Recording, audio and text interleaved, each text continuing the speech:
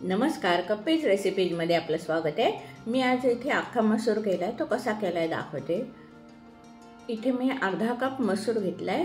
मसूर न भिजवता घेतलाय। मसूर, मूग आणि चवळी हे 3 कडधान्य मी मागे सांगितल्याप्रमाणे न भिजवता सुद्धा व्यवस्थित शिजतात। आता हे मी व्यवस्थित धुवून घेते आणि कुकरला त्याच्या 2 ते 3 शिट्या करून घेते। हे पहा, ह्याच्यामध्ये 1 ग्लास पाणी घातले। 1 ग्लास पाण्यामध्ये मसूर व्यवस्थित शिजून निघतो। आता त्या अख्खा मसूरसाठी आपण वाटण करायला घेऊया। त्यासाठी तेल घालते कढईमध्ये आणि लांब चिरलेला कांदा घेतलाय। 2 कांदे आहेत इथे लांब चिरलेले। ते कांदे घेतलेत आणि ते कांदे व्यवस्थित परतून घेणार आहे। लाल होईपर्यंत आपण कांदा परतून घ्यायचा आहे।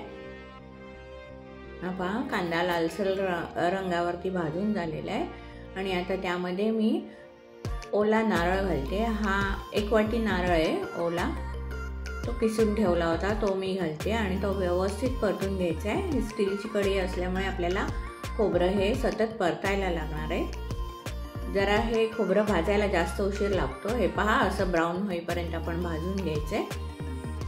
आपलं कांदा आणि खोबरं व्यवस्थित भाजून झालेले आहे। ते मी एका ताटामध्ये काढून घेते। थंड होईपर्यंत बाजूला ठेवून द्यायचे, कारण खोबरं थंड झाल्याशिवाय आपण वाटण करायचं नाहीये।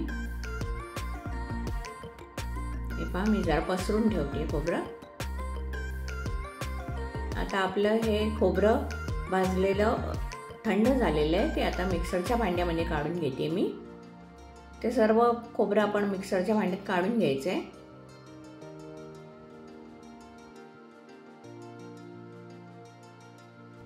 आणि त्यानंतर आपण त्यामध्ये अर्धा इंच आल्याचा तुकडा टाकायचा आहे। 8 ते 10 लसूण पाकळ्या टाकायच्या आहे।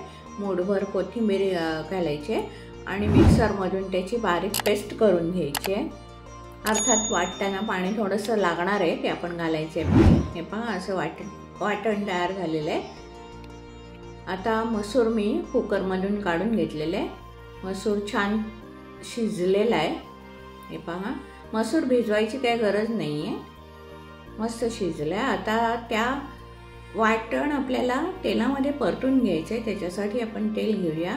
तेलात थोडीशी मोहरी टाकूया आणि त्यानंतर मी तेलात कांदा लसूण मसाला टाकते। हा कांदा लसूण मसाला 3 टीस्पून टाकलेला आहे आणि त्यामध्ये लगेच आपण वाटण टाकून घ्यायचे जे आपण केलं ते, आणि ते वाटण व्यवस्थित परतत राहायचं आहे।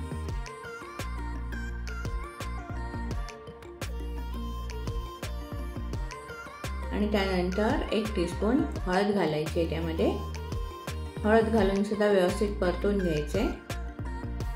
हे वाटण आपल्याला सतत परतायचे आणि आपण त्यामध्ये आता 1 टीस्पून लाल मिरची काश्मीरी पावडर घालतोय।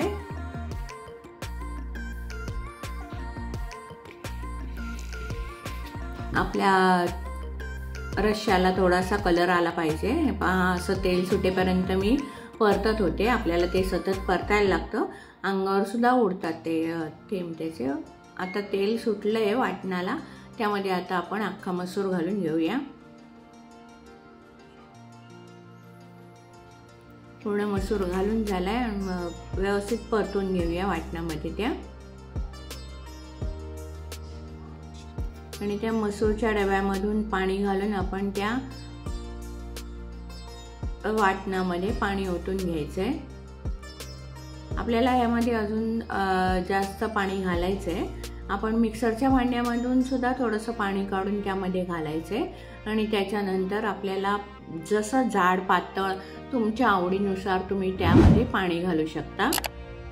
आमच्याकडे थोडंसं जाडसर लागतं, तरी पण अजून मी 1 ते 1.5 ग्लास पाणी घालणार आहे त्यामध्ये। हे पहा, 1 ग्लास पाणी घातलंय आणि ढवळून बघते मी,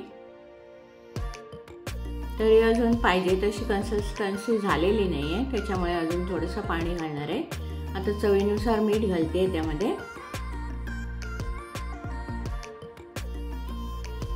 मीठ घातल्यावर पुन्हा थोडंसं पाणी घातलेलं आहे आणि आता मीठ घातलेलं सगळं एकत्र ढवळून घ्यायचं आहे आणि आमटीला उकळी येईपर्यंत तसंच ठेवून द्यायचं आहे। आपण साधारण मंद करायचं आहे गॅस, कारण वाटण आपण परतलंय तरी पण थोडंसं त्या मसूरला लागलं पाहिजे, म्हणून मंद गॅसवरती आमटी उकळू द्यायची आपल्याला ती आणि असे मधून मधून ढवळत राहायचे, नाहीतर वाटण किंवा मसूर तळाला लागण्याची शक्यता असते।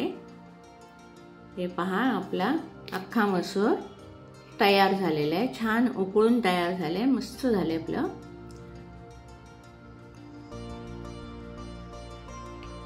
मी तिकडे समोर असल्यामुळे मला खूप छान सुगंध येत आहे अख्खा मसूरचा, सुंदर झालेला आहे। आता गॅस बंद केलाय मी।